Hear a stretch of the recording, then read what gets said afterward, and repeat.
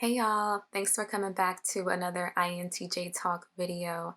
We are on episode number 5, and this one is about the overwhelming need for INTJs to be alone. So I'm really excited about this episode because it's something that I 100% relate with, and I'm sure a lot of you guys also relate with it too. So usually when people think of INTJs, they definitely think of us as being the loner type because essentially that is what we are. In a fast-paced, extroverted world, we definitely crave alone time to either process thoughts, to process feelings, to decompress, to read, to work on some type of project, anything. The outside noise can get really loud sometimes. And I think for INTJs, we can sometimes feel this on a deeper level than other introverted types. When I think back to my childhood, I realize that I've always have been this way. When you think of most kids, they're usually hyper, they're talking your ear off, they always want to go to the park and play with other kids. I was the opposite way. And I don't know if that was the same for you guys listening, but probably so.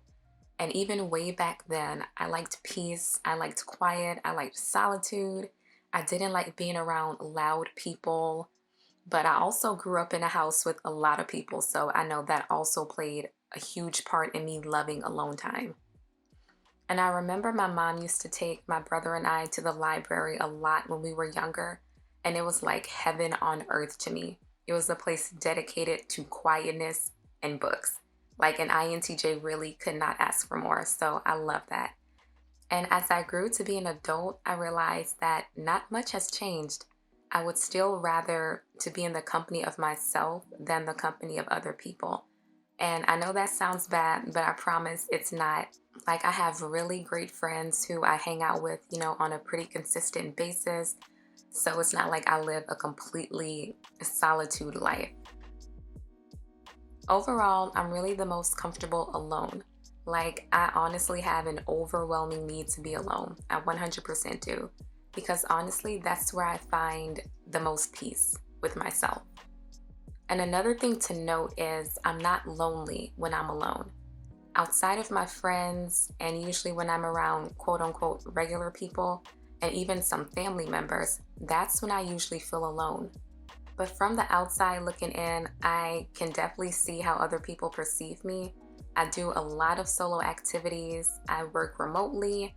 I barely use social media at this point. Honestly, some days I wonder why I even have it, but it doesn't bother me in the slightest. When I was a teenager, I tried the whole assume a different personality type, to make myself seem more interesting or to make it seem like I was around more people. But as you get older, you really care less and less about that type of stuff. And for all my INTJs listening right now, just know there is nothing wrong with wanting to be alone more than wanting to be with other people. The only time you should really be concerned is if you're feeling lonely or if you're never checking in with anyone. Granted, you have someone to check in with.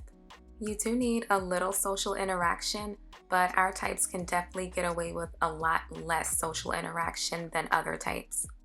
But that's all I got on this topic. Thanks so much for watching, and let me know if you can relate in the comments.